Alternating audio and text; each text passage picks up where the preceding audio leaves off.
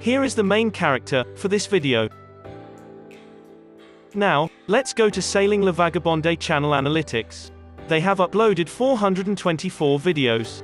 They now have 1.55 million subscribers with a total view of 297,420,983 views. They are from Australia, and their channel type is travel. They created their channel since October 25, 2014.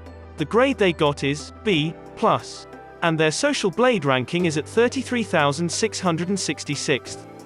The subscriber ranking is 14,113th, and then video views rank is 18,919th. They ranked at 123rd in Australia and 58th in travel. Next, the daily subs for Sailing La Vagabonde is around 334 with a daily view of 176,898. Now let's talk about how much money they are making on YouTube, and this is going to be an estimate.